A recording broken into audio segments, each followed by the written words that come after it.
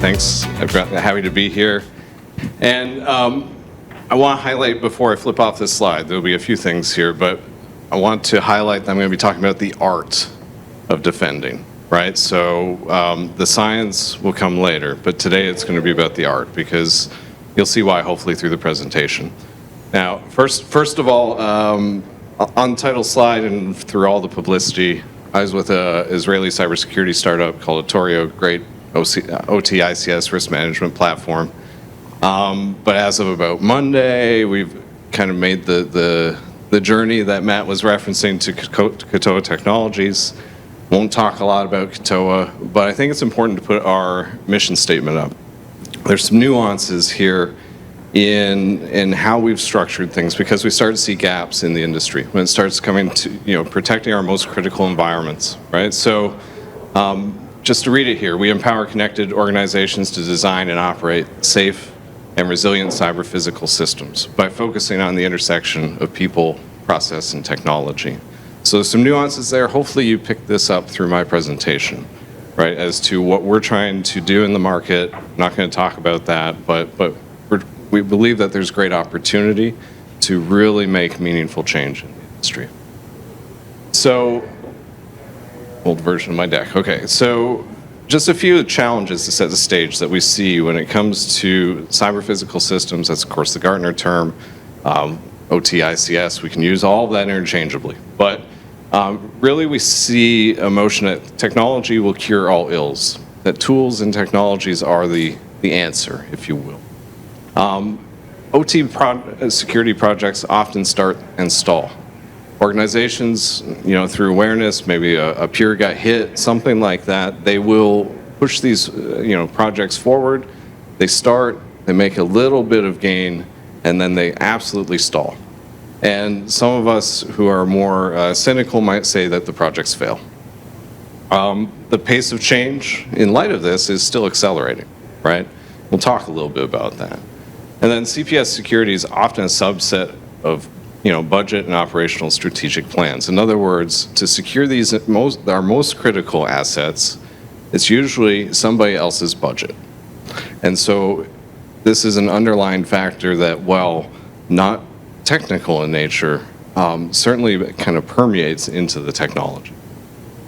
So back to really staying to the title of my presentation. Let's just break it down a little bit. So barely even friends. Somebody bends unexpectedly. So what we have are challenges with collaboration, right? So traditionally, we have an IT versus OT mentality or mindset, that the functions are distinctly different, that the environments are distinctly different. And I can't even reference an audience member where he's in healthcare, and I would have asked his opinion. Is your environment an IT environment and an OT environment, or is it simply all an OT environment? We're moving to a day where these environments are all one, right? And so, but at the people level, we really have this IT versus OT mentality, right? That these are different disciplines and they need to remain separate. Now the challenge is we have a lot of positive change. We have things that are really driving progress that require collaboration, right? And so what we really need to do is move to more of an IT and OT mindset, being able to collaborate, realizing that there is a lot of commonalities. And I think, we're hearing that message through these different talks over the last day and a half, that really we need to find the common language, we need to find the common technologies, at whatever level, we need to look at how can we collaborate. And it is starting. Right? We realize that we're taking legacy environments that have been traditionally separate, and now we're connecting them. We're taking devices that, are running $1.5 million a day production line off of Windows XP, right? It still happens. That's the reality. But now we're connecting them to modern networks, and we're connecting them to a network where the expertise runs out from the OT side. But we still have those priorities, right? So, of course, in IT, we have CIA. And, excluding Matt, can anybody give me what the priorities are in OT?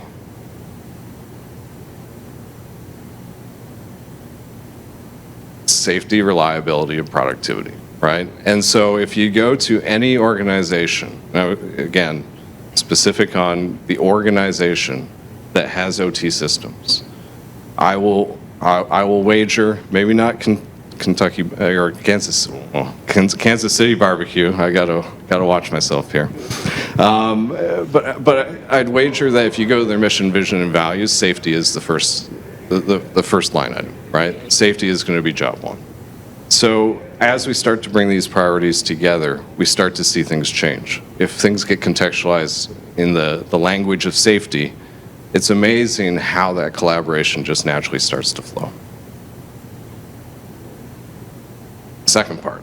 So just a little change, small to say the least, both a little scared, neither one prepared. And so let's get connected, right? This can be a polarizing topic, but the reality is we're connecting our OT and ICS systems today. We need the data. There's very good reasons to connect them, right? But you know, this is a reference architecture from Cisco and Rockwell as to how you should build the network to properly connect these devices. And I'm sure that if we go through this, we go break down the component parts, we'll all agree that there's a lot, you know, this is a good idea. But it's a challenge, right? So traditionally, you go to the control system, you'll get a nice looking cabinet like this. This is running the production line, a bunch of PLCs. Everything's great.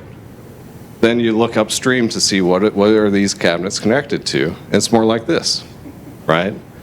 And so we have this, again, technical debt and what have you that we need to address. And so back to my point on collaboration, really what we end up with when we start to see this is gaps in knowledge, right? The OT personnel know, I don't know if I can go back, they know how to do this and do it perfectly. But when it gets to upstream, they need help, right?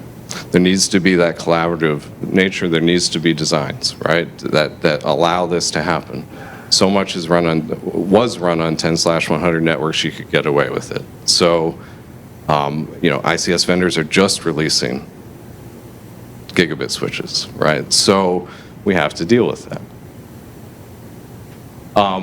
So I'm going to say, you know, what's old is new again, right? So again, ever just the same, ever a surprise, ever as before, ever just as sure as the sun will rise, right? I think, you know, I'm going to read, I didn't get a chance to put it on slides here, but NSA and CISA, red team and blue team assessments, as well through their activities and their hunt and incident response teams, identified the 10 most common network misconfigurations they see. And these are typically in critical infrastructure, not that important, but so number one, you know, 1 through 10, default configurations of software and applications, improper separation of user administrator privileges, insufficient internal network monitoring, lack of network segmentation, poor patch management, bypass of system access controls, weak or misconfigured multi-factor authentication methods, insufficient access control lists on network shares and services, or credential hygiene, unrestricted code execution. Now, does that sound new to anybody? Probably not, right? We're dealing with the same challenges we've always had. The challenge here is they're much more pronounced in this environment because there's been no awareness, right? There had been no need. These were disconnected environments, but now we're connecting them. And a lot of what we, again, think are good ideas become very difficult to implement. And so us as security practitioners need to look at how can we take brownfield environments and start to layer in security, right? And how can we start to address these gaps? Because they are going to become more pronounced and they're going to be, you know, very, very low-hanging fruit to compromise. Now, the good news is more are experiencing success, right?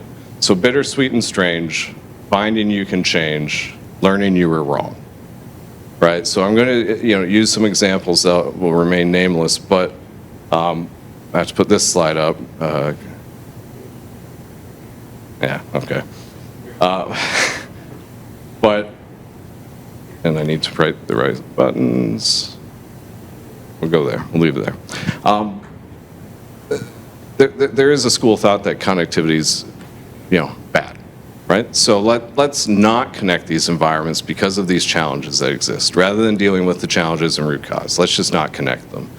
But what we're starting to see in the market is really there's some organizations that are having a lot of success connecting. If you had polled even 18 months ago, organizations taking data from their critical environments and connecting that to the cloud, you would have had a lot of pushback, right? But we're starting to see that large oil and gas manufacturer doing protocol conversion, having observability on all of their production data to better inform models. What they're aiming to do is build the autonomous future for their operation. But what they do as a kind of stepping stone is we need to be able to securely connect that to cloud. We need an in-depth knowledge of protocols and protocol usage. We need to be able to layer security in and have all that observability there in everything we do. And so they've really been able to take a pragmatic approach to that. And they have, at least initially, in some of their environments, starting to push operational telemetry up to their AWS cloud. All using open source components, by the way, not outsourcing. They built the team up internally, used open source components, and then control the stack end to end.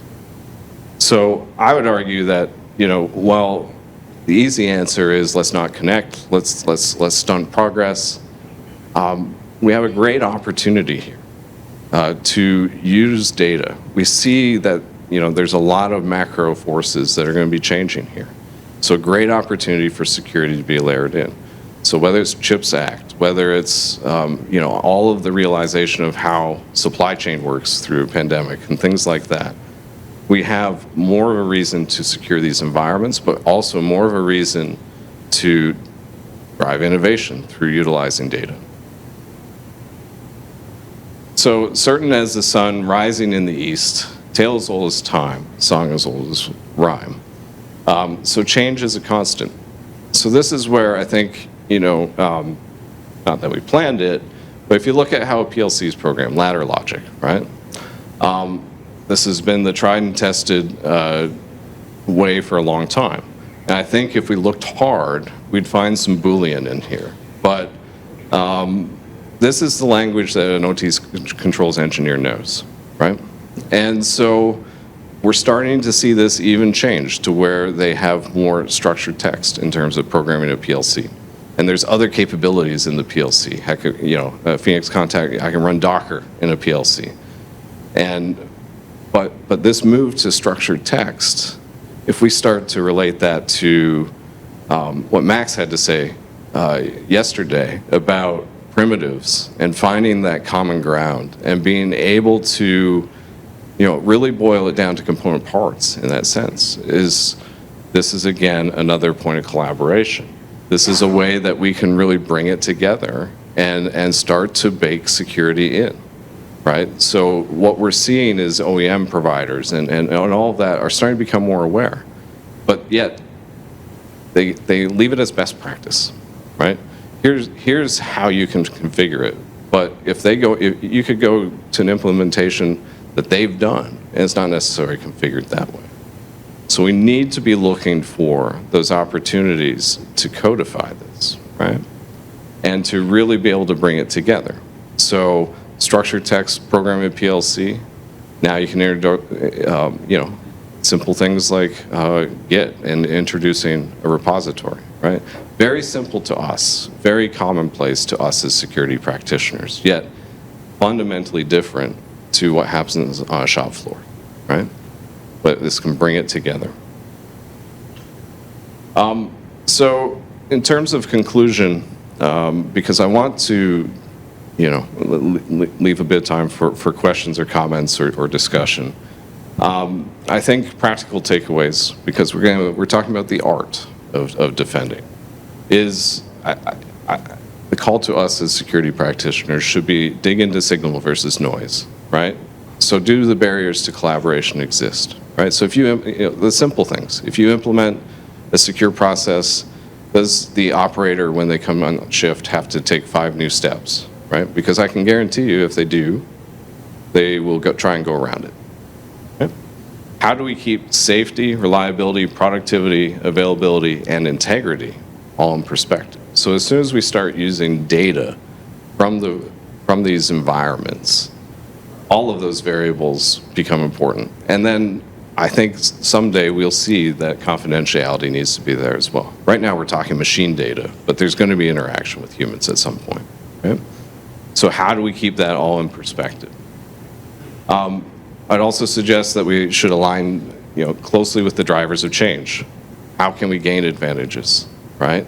So as we progress, as we modernize, as we automate, how can we bring in security into those processes? How can we automate security in those processes? Automation, typically a dirty word in these environments, but the irony is that's what the environment's doing. So how do we be able to bring in security automation that makes sense, right? Because otherwise, there's no way. You go to a greenhouse, 40-acre greenhouse. I live close to a bunch of them.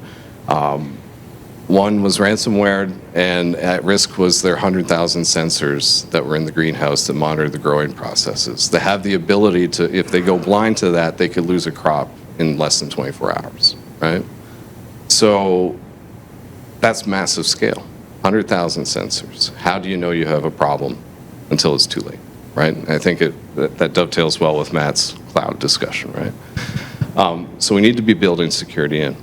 And then I would say codify your OT security program. Implement joint best practice through automation and standardization again, right? Being able to leverage policy frameworks. There's a lot of good ones, and being able to build on top of that, I think, is key. And then, don't reinvent the wheel. We see it time and time again that you try and take the tools that work, say in IT, or you try and just take a tools-based approach and apply it to OT, and they fail. We need better applications of the basics, right? There's not, as I said, we're talking about the art, but really the science, which we're hoping to demonstrate, and ideally, next mission control, we can talk about the science based on success. But there's a lot of capabilities there. There's a lot of telemetry. There's a lot of logs. We know the basics. We understand it, but they're not really being applied to these environments. So we need to be able to find ways to safely do that and be able to just use the rich telemetry that's there to give that level of assurance and level of security. Right? So it's a long weekend. You can take the underlying themes from the presentation about the character development, and you can do that on your own time. But really, I think again, my talk was more structured to get people thinking about this. There's not enough awareness, and so I really appreciate the opportunity. We're hoping to do some exciting things with Katoa to make a difference, but there's great opportunities. There's great opportunities for us as security professionals to better inform, better protect our most critical assets. So with that, I'd say thank you, but is there any, open the floor, I guess. Q&A time, any questions for Dave? Oh, we got one. Oh dear. Back there, now I gotta run. Are there specific areas that you're the most concerned about? This could get polarizing very fast. So look where there's not budget. So but yet look where there's control capability. So electric utilities pretty good. They NERC, all those things have created a lot of awareness driven investment. But water utilities, when you have a public utilities commission that's an extension of the city budget and rates. I mean, it's not politically popular to raise rates, and yet they can impact life safety, right? So those areas, supply chain for food and beverage, traditionally has flown under the radar. Now I think it's been picked up on. I think if we look for any silver linings in a pandemic, again, staying away from polarizing topics, but there's been improvements there. So you look towards Europe and you look at their Critical Infrastructure Act and this too, and a lot of their compliance directives didn't initially start there, but food and beverage have now been brought into it, right? Which I think really helps. So you look at those. There's a lot that can impact life safety or quality of life, and the challenge there is there hasn't been the investment or the awareness and scrutiny applied. Oh. You talk about the budgets, which I think is kind of, it's the.